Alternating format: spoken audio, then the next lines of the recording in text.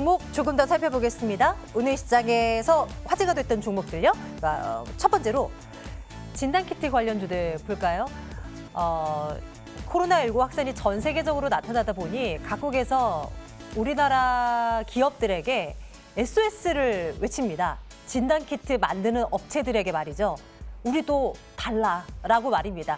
지금 30여 개국에서 우리 국내 진단키트 관련 업체에게 주문 요청이 들어오고 있다고 하고요. 이 가운데 한 10개국은 정부가 나서서 우리 좀 진단키트 달라라고 이제 연락을 하고 있다라고 하는데 대표적인 것이 이제 시젠이죠. 장 초반부터 이 이슈가 부각이 되면서 상승폭을 키워놓고 지금 이제 상한가 여전히 기록을 하고 있고요. 그 외에도 진단 시약, 진단 키트 관련하다 싶은 종목들은 그나마 오늘 시장에서도 강한 모습 나타내고 있긴 한데 역시 변동성이 큽니다. 일단 이렇게 체크하고 가겠습니다. 넷패스 볼게요. 이 종목은 기관 투자자들의 순매수가 연일 들어오고 그리고 주가도 이렇게 시장에 출렁출렁 있는 와중에서도 신고가를 연일 기록하고 있습니다. 오늘도 4% 가까운 상승 놓여 있는 상황이고요. 37,250원 기록이 되고 있습니다. 더존비 좀 볼까요? 이것도 코로나19 수혜주로 분류가 되던데 여러분들은 어떻게 생각하세요? 재택근무가 많아지면서 이 재택근무나 유연근무제로 전환하는 기업이 많아지면서 더존비존의 이 프로그램, 클라우드 기반의 세무 플랫폼 수요가 더 늘어난다라는 시각 말입니다. 89,200원대까지 오늘은 이제 올라와 있는 상황인데 앞으로 정말 수혜를 입을 만한 종목이다라는 평가를 받을 수 있을지 점검 들어가도록 하겠습니다. 이어서 은행주 볼까요? 기업은행 볼 건데요. 유상증자 얘기 있었어요. 2천억 원대, 2,600억 원이던가요? 예, 규모의 유상증자를 어제 결정을 했습니다. 그런데 올 하반기에도 한 번 더 유상증자를 실시할 것 가능성이 있어요. 배당 매력은 떨어지고 주가 희석 가능성 불보듯 뻔하고 지금 주가가 9,000원 선 깨진 것이 11년 만에 처음 있는 일입니다. 그럼 어떻게 봐야 될지 기업은행 신저가 기록하고 있는 종목 점검 들어가도록 하겠습니다. 5G 관련주들 앞서서도 잠깐 점검하고 왔는데요. 글로벌 5G 투자가 올 한 해 대단히 이뤄질 것이다. 또 국내 안에서는 이통 3사가 올 상반기에 엄청난 돈을 풀 것이다. 이런 얘기도 나오면서 시장 대비 선방하는 종목들 오늘 5G 관련주들도 일제히 체크되고 있는데요. 어떻게 볼지 다른 분의 시각도 한번 챙겨보도록 하겠습니다. AR 인베스트먼트 오현지 팀장과 함께 말씀 나눠볼게요. 팀장님 어서 오세요. 네, 안녕하세요. 네, 안녕하십니까. 먼저 5G 관련주들 챙겨주세요. 매일매일 잘 나가는 건 아닌데 또 뉴스가 나올 때마다 좀 부각이 되기도 합니다. 분명 올 한 해 대대적인 투자가 있을 거는 같긴 한데 주가가 그만큼 올라가 줄지 모르겠어요. 어떤 시각이세요? 네, 사실 5G 관련주는 올해 내내 보셔야 되는 섹터라고 생각을 합니다. 아무래도 실적 측면에 있어서는 전년 대비해서 올해 실적이 가장 많이 개선될 섹터가 대표적으로 이제 5G 관련주라고 보거든요. 그런데 그동안 이제 아무래도 조금 이제 주목도가 떨어졌다는 것은 이제 시장이 안 좋았던 게 첫 번째고 또 요즘에 테마주가 워낙에 강세를 보이다 보니까 기존의 성장주가 전체적으로 꺾였죠. 그래서 그러면서 5G 관련주가 약간 소외가 됐었는데 오늘 말씀해 주신 대로 호재가 나왔습니다. 그래서 5G 통신 투자, 통신 3사가 상반기에 기존에 투자하려고 했던 부분을 50% 정도 증액해서 투자를 하겠다라는 거죠. 그래서 총 투자 금액은 약 4조 원대 규모가 될 것으로 보입니다. 그래서 지하철이라든지 아니면 공공시설, 대학교 이런 곳에 5G를 적극적으로 도입하겠다라고 했으니까 하반기에 투자될 게 일정 부분 상반기로 당겨지니까 통신 장비주들의 실적이 좋아지는 시점도 앞당겨지겠죠. 그러니까 당연히 호재라고 보실 수 있을 것 같고 지금 궁극적으로는 이 부분입니다. 5G 스마트폰은 쏟아지고 있는데 5G망은 부족해요. 그러니까 이 5G망 설치가 빨리빨리 필요하단 말이에요. 맞아요. 그래서 이런 부분을 위해서도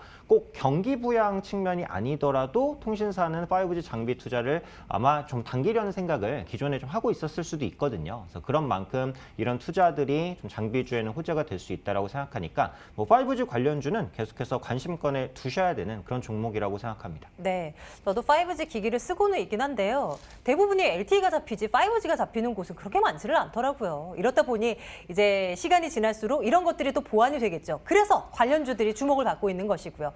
많은 종목이 있습니다. 그중에서 제일 좋아하는 종목 어떤 거예요? 네, 저는 이제 전체적으로 괜찮게 보긴 하는데요. 굳이 탑픽을 꼽자면 RFHIC를 보고 싶어요.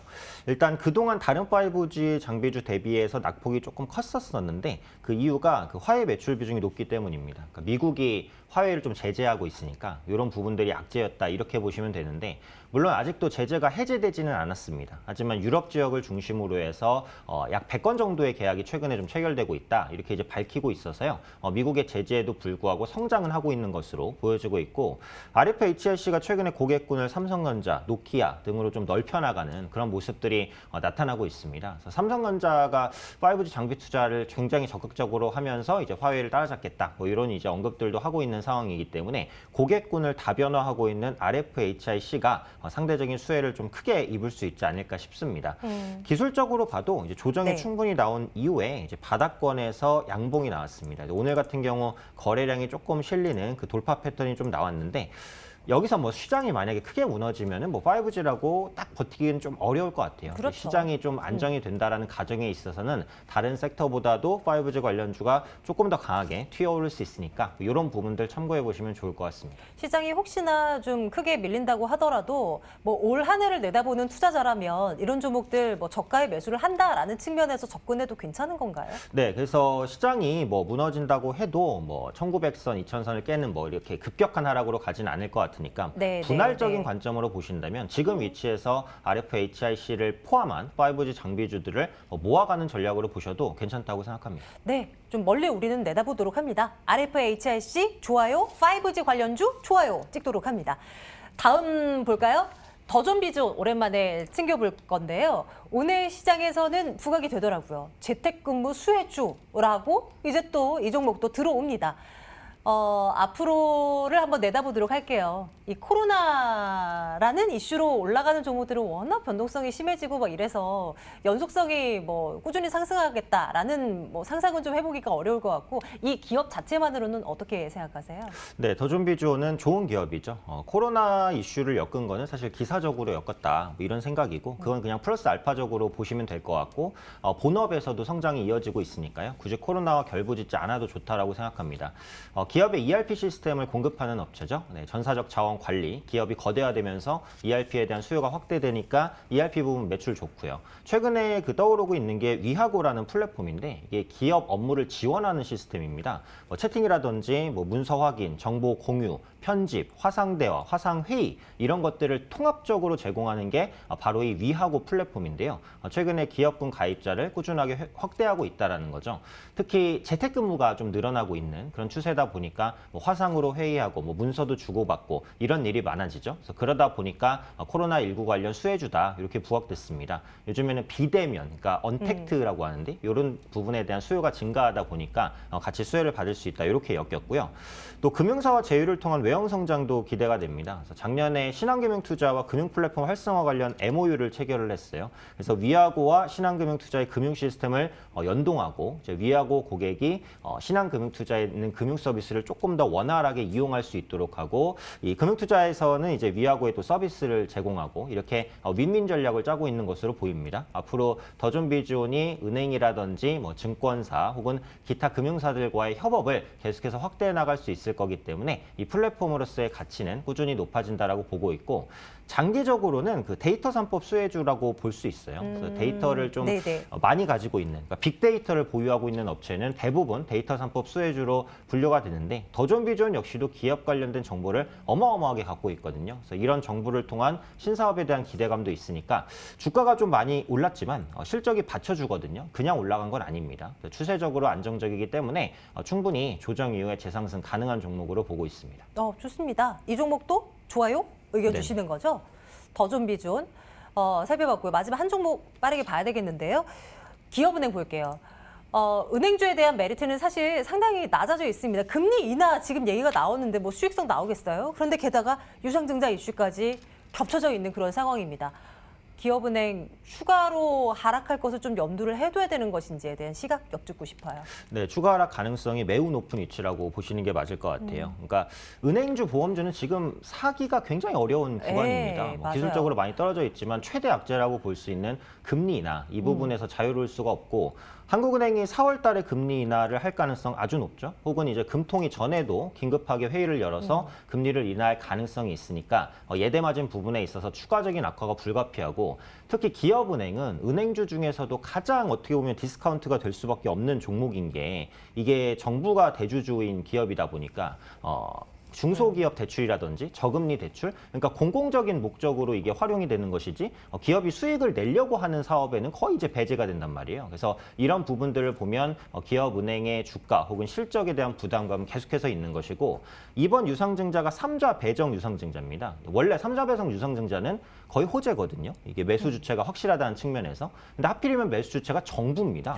3자 배정 유상증자를 한다는 게 네. 정부가 기업은행이 좋아서 투자하자 이게 아니죠. 기업은행은 어렵지만 기업은행의 자금을 확충해서 더더욱 소상공인을 도와주자. 공공적인 목적인 거기 때문에 기업은행 자체에는 이게 호재라고 볼 수가 없어요. 그래서 말씀해 주신 대로 추가적인 유증에 대한 압박도 현재 남아있는 상황이기 때문에 기업은행은 어떻게 보면 은행주 중에서도 가장 조금 이제 앞으로 주가 측면에서 좀 부담이 되는 그런 종목으로 보셔야 될 것 같습니다. 그 국책은행이라는 이유로 디스카운트를 참 많이 받은 종목이죠. 그리고 게다가 그런데 지금 현재도 악재가 또 겹쳐지는 바람에 주가 급락을 피하지 못하고 있는데 혹여나 보유하고 계신 분들, 혹여나 신규 매수를 생각하셨던 분들은 좀 참고를 하셔야 될 것 같아요.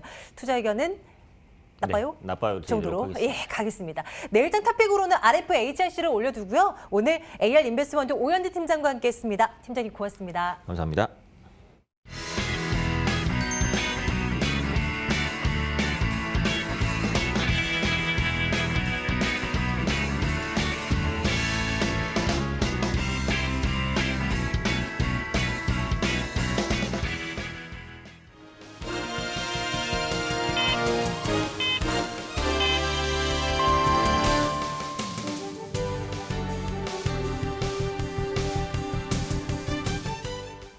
한 주의 마무리를 산뜻하게 하진 못할 것 같습니다. 결국 하락 마감하고 말았는데요.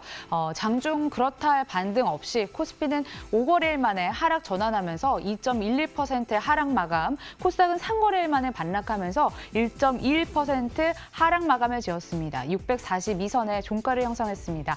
하루 흐름도 좀 더 자세히 살펴보도록 하겠습니다. 전형적인 전강 후 약의 장세였습니다. 1% 하락 출발했는데 점점 더 낙폭을 더 키우더니 결국 2.13% 낙폭까지 키우고 말았고요. 코스닥의 하루짜리 흐름도 살펴보도록 하겠습니다. 역시나 1% 하락 마감 이후 낙폭을 더 키웠는데요. 장중 저가 대비는 좀 만회하면서 마무리됐다는 점도 특징입니다. 642에 마무리됐습니다. 수급 동향 살펴보도록 하겠습니다. 외국인이 매물 폭탄을 내놨습니다. 5,604억 원의 매도 우위, 기관도 동반 매도하면서 2,577억 원을 내놨고요. 개인이 그 물량을 고스란히 받아들이면서 7,846억 원의 순매수 우위를 기록했습니다. 코스닥 수급도 마찬가지였습니다. 외국인 기관 쌍끌이 매도가 연출됐습니다.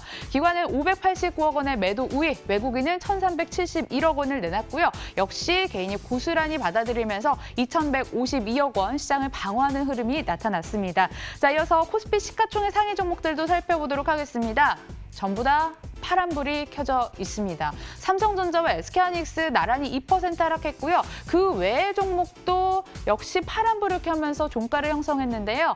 삼성전자 좀 더 자세히 살펴보도록 하겠습니다. 삼성전자 5거래일 만에 하락 전환했습니다. 갤럭시 S20가 20여 개국에 동시 공식 출시가 됐는데도 불구하고 이 호재가 조금이라도 시장에 도움이 되지 않을까라는 궁금증과 달리 역시 2.25% 하락하면서 56,500원 선에 마무리 지었고요. 메이저 수급 주체들의 동반 매도도 받았습니다. 메이저 수급 주체들이 판 건 삼성전자뿐만이 아니었습니다. SK하이닉스도 팔았죠. 2.42%의 하락 흐름, 92,600원 수준까지 내려왔습니다. 섹터별 흐름도 살펴보도록 하겠습니다. 중국 소비주 가뜩이나 어려운데 악재를 하나 더 맞닥뜨려야 했습니다. 코로나19로 어려운 시기를 보낸 와중이었는데요. 그나마 희망 삼았던 재료가 시진핑 주석의 방한 기대감이었을 겁니다. 하지만 일본의 방문이 연기되자 방한도 연기될 가능성이 높아지면서 악재를 맞닥뜨렸죠. 아모레퍼시픽 2.03%의 내림세, 호텔신라도 3% 급락세가 연출됐고 GK, CJ, ENM도 너나 할 것 없이 빠지는 모습 나타났습니다. 자, 한편 때아닌 아닌 애국 테마주가 상승을 했습니다. 일본 아베 총리가 다음 주 월요일부터 한국인의 입국 제한 조치를 강화하자 과거 일본 제품 불매 운동으로 상승했었던 종목들이 다시 한번 부각이 됐었는데요. 모나미 7.73% 오름세, 신성통상도 5.06% 강세를 보이면서 오늘 시장 대비는 강한 모습을 연출했지만 단 장중 고점 대비 탄력이 둔화되면서 마무리됐다는 점을 특징으로 담아 가셔야 될 것 같습니다. 남북경협 테마주도 이 와중에 상승하는 모습을 보였습니다. 의외의 시기에 때 아닌 상승을 보인 건데요. 문재인 대통령과 김정은 위원장이 코로나19와 관련해서 친서를 주고받은 소식이 전해지면서 장 초반 철도라든지 개성공단 관련 종목들이 시세를 형성했는데요. 마감 분위기도 살펴볼까요? 푸른 기술 2.69%의 오름세, 대표적인 남북경협주라고 할 수 있는 현대 엘리베이도 1.59%의 오름세, 신원도 0.62% 상승했지만 남북경협 테마주들도 장중 고점 대비 탄력이 다소 둔화됐다는 점을 유의하시면 좋을 것 같습니다. 자, 깨끗한 나라와 모나리자 관련 종목들도 살펴보도록 하겠습니다. 시장 대비 강세를 나타냈죠. 깨끗한 나라 9.6%의 오름세, 모나리자도 뒤질 새 없이 7.21% 강세 흐름을 보여줬습니다. 각각 종가는 3,425원, 6,100원을 가리켰습니다. 일본과 호주를 중심으로 휴지 사재기 현상이 나타나고 있다고 합니다. 휴지를 사기 위해서 흉기 난동 사건까지 벌어졌다고 하는데요. 호재로 안아가면서 두 종목이 상승을 보이기도 했습니다. 이번 한 주 정말 고생 많으셨고요. 마감 시황 전해드렸습니다.